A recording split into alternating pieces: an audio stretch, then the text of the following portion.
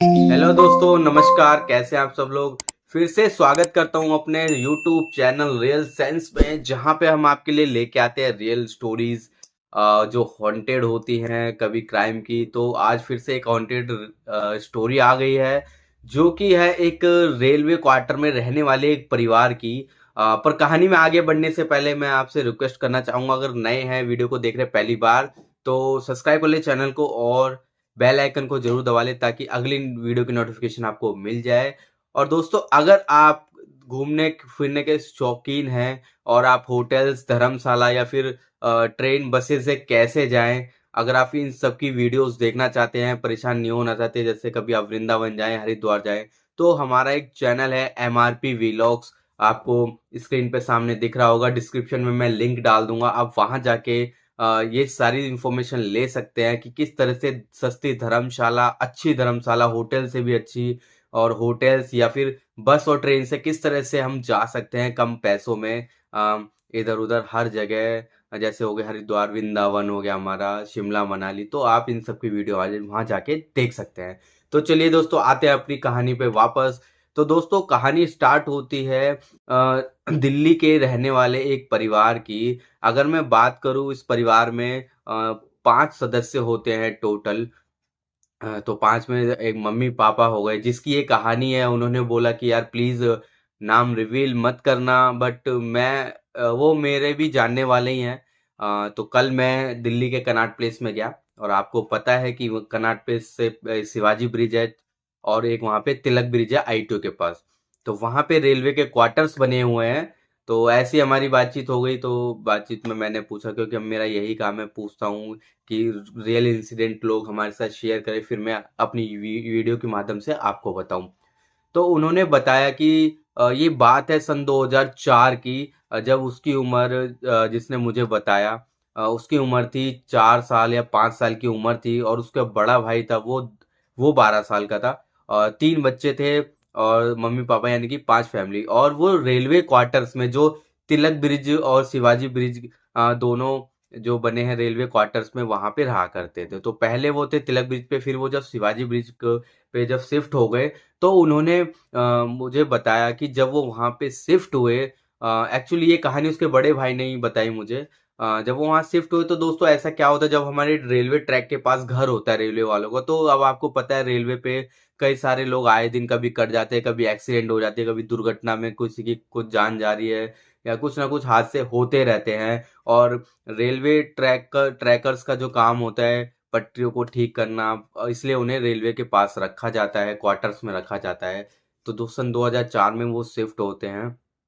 तो शुरुआत में जब वो रेलवे क्वार्टर में शिफ्ट होते हैं, तो रेलवे क्वार्टर आपको पता है एक कमरा होता है, उसके बाद थोड़ी वो होती है, मतलब बरामदा होता है, और फिर पीछे लैट्रिन बाथरूम, दोनों मतलब दोनों साइड से आना जाना होता है। तो उनका जो क्वार्टर था, सबसे लास्ट वाला था। जो मतलब एंडिंग लाइन से क्वार्टर बने होते, तो सबसे लास्ट वाला उनका ही था। तो वो वहाँ पे शिफ्ट हो जाता है, 1-2 दिन हो जाता है, नॉर्मल, कोई दिक्कत नहीं होती। दो जैसे ही दोस्तों तीसरा या चौथा दिन होता है, तो वो रात को सब लोग सो रहे होते हैं, और उनके पिताजी की जो ड्यूटी होती है दोस्तों, वो रात में भी ट्रैक्समैन की होती है। अगर मैं बात करूँ तो शिफ्ट्स होती है वहाँ पे। तो उसके पिताजी की रेंज थी कि यहाँ से यहाँ तक के इलाके में आपको पटरी देखनी है, चेक करनी है। बहरहाल वो शाम को 7 बजे निकलते हैं, और डेली मतलब 11 बजे तक रात को घर पे वापस आ जाते थे। तो ये बात थी दोस्तों रात के 10 बजे की। तो जैसे सब सो रहे थे, मम्मी उनकी जो है किचन में खाना वाना बना रही थी।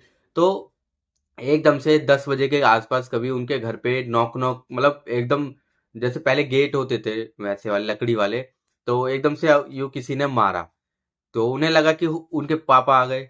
बच्चों को लगा कि पापा आ गए, एक बार देखते हैं, चलो चलो पापा आ गए, पापा आ गए। गेट खोला, तो दोस्तों वहां पे कोई था ही नहीं। तो बच्चों को लगा कि क्या होता है, कभी कभी इधर उधर चले गए होंगे, सामने पटरी पे होंगे, क्योंकि पटरी के सामने ही घर था उनका। तो क्वार्टर्स में सबसे लास्ट वाला क्वार्टर था। फिर इधर देखा, तो कोई था नहीं। तो बच्चों ने क्या करा, गेट बंद कर दिया। जो उनका बड़ा लड़का था, वो कहीं ना कहीं देखने लगा कि यार ऐसा क्या हो, छोटे दो बच्चे थे, वो तो अंदर आ गए। तो उसने गेट बंद कर दिया। पहले दिन तो दोस्तों ऐसा हुआ। अगले दिन क्या हुआ, सभी लोग दोस्तों सो रहे थे, तो एक घटना हुई। वहां पे रात को किसी ने सुसाइड कर लिया, उसी पटरी पे कट के। पटरी पे आया, ट्रेन ने उसे काट दिया। तो एक घटना हुई, लोगों की भीड़ हुई। उस रात वो दोस्तों वो परिवार जो था, क्योंकि देखिए जो ट्रैकमैन थे, जो आदमी थे, जो मुखिया था घर का, जो उनके फादर थे, तो वो तो उनका डेली का काम ही था, वो तो डरते नहीं थे। उनका काम था इधर से जाना, पटरियां देखना, ये सब। अगर उन्हें कभी फील भी किया हो तो उन्हें कोई मतलब नहीं, क्योंकि वो यार रेलवे का आदमी है वो तो पर बच्चे और जो उनकी माताजी थी वो पहली बार उस जगह पे ऐसे रहने आए थे, तो वो डर चुके थे, क्योंकि जो उनके फादर थे पहले भी पोस्टिंग हुई है, तो वो अकेले रेलवे क्वार्टर में रह लेते थे।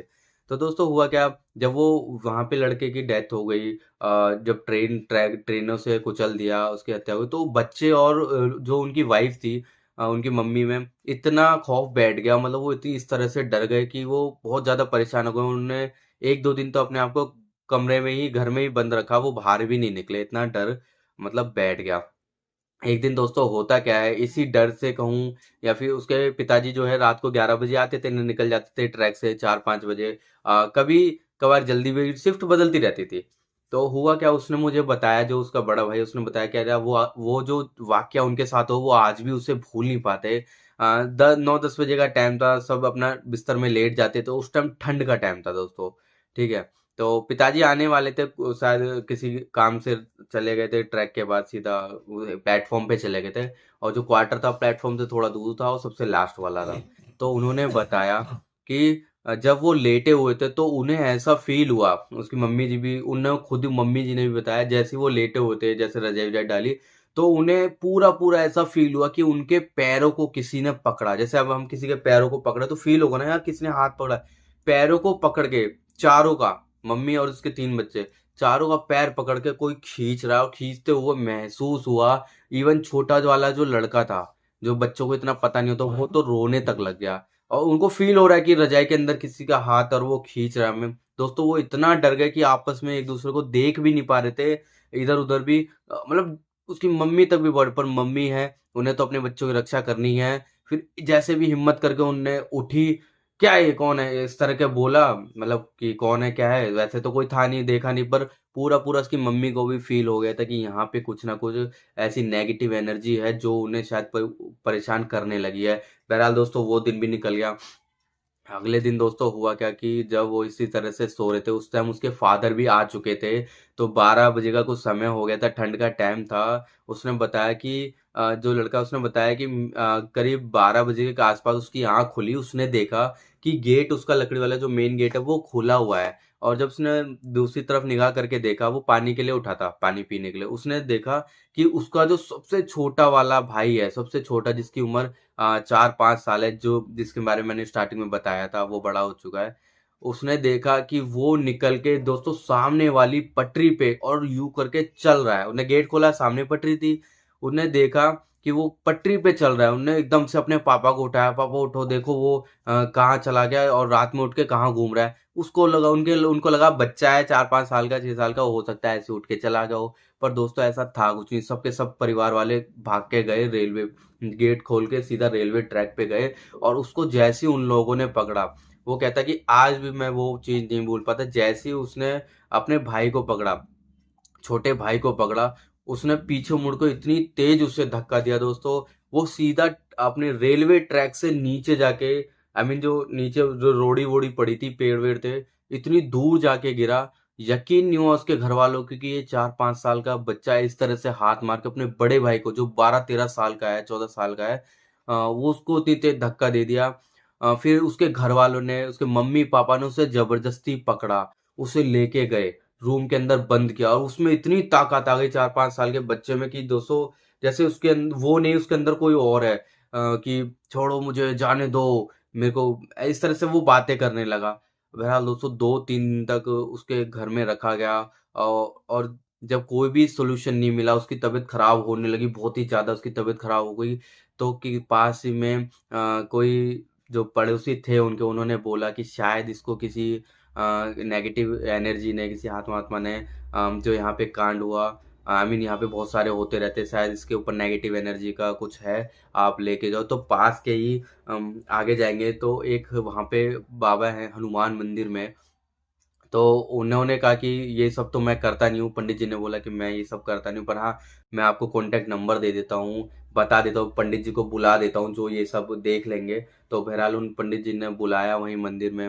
फिर उनके वो घर आए, उन्होंने देखा कि उन्होंने देखते ही बता दिया कि इस जो बच्चे पे है 2-3 आत्माओं का बुरा साया है, ऐसा मुझे बताया रियलिटी में कि इसको कब्ज़ा करके रखते हैं, कुछ खाता नहीं है, कभी कुछ कराते हैं, कभी इसे रोज़ रात को वो तो उसके बड़े भाई ने उस दिन देख लिया था दोस्तों, पर एक्चुअल में वो रोज़ कम से कम 1 हफ्ते से डेली रात को उठ के उन पटरियों पे घूमता था। बट किस्मत ये अच्छी थी दोस्तों कि उस टाइम जिस टाइम वो निकलता था कोई ट्रेन वहाँ से उस पटरी से नहीं गुज़रती थी। नहीं तो वो जो आत्माएँ थी जो उस बच्चे पे चली गई थी वो उसको मारना चाहती थी। वो पंडित जी ने उन्हें बताया कि वो किस्मत अच्छी है, भगवान का आशीर्वाद है कि उस जिस टाइम ये बाहर घूमता था पटरी पे कोई ट्रेन उस टाइम वहाँ से नहीं गुज़री। नहीं तो शायद इसकी हत्या दुर्घटना हो सकती थी इसके साथ। फिर बहरहाल दोस्तों उसे बाँधा गया उसके आई मीन जो भी वो पंडित जी जो करते हैं उन्होंने करा। फिर उन्होंने पंडित जी ने उसे हिदायत दी कि आप यहाँ से इस क्वार्टर को खाली कर दो, आपका यहाँ रहना सही नहीं है, नहीं तो और भी दिक्कतें हो सकती है। बहरहाल दोस्तों वो परिवार वहाँ से चला गया। उसके पापा की नौकरी जो रेलवे में थी, कोई दिक्कत उन्होंने एप्लीकेशन लगाई। फिर वो वहाँ पे कहीं और किराए उसी जगह में दिल्ली में कहीं अलग जगह किराए पे रहने लगे और फिर नॉर्मली सब चलने लगा। जितनी स्टोरी मुझे पता थी मैंने बता दिया। तो दोस्तों हम समझ सकते हैं रेलवे क्वार्टर्स में जो लोग रहते हैं उनके साथ भी बहुत ही दिक्कतें होती है क्योंकि सामने कोई दुर्घटना हो रही है और इस तरह की नेगेटिव एनर्जी घूम रही है। तो फिलहाल ये स्टोरी सुनाने से मेरा मतलब बस ये था आप लोगों को एक सच्ची स्टोरी बताना। इन मेरी कहानियों से कोई बढ़ावा नहीं देता है किसी भी चीज़ों का। जस्ट नॉर्मली आप इसे मनोरंजन की तरह ले सकते हैं, नॉर्मल कहानी की तरह ले सकते हैं। और बस और बाकी आप मेरी स्टोरी अगर आपको अच्छी लगती है तो प्लीज़ सब्सक्राइब कर लेना चैनल को, लाइक शेयर ज़रूर करना। मिलते हैं अगली स्टोरी में।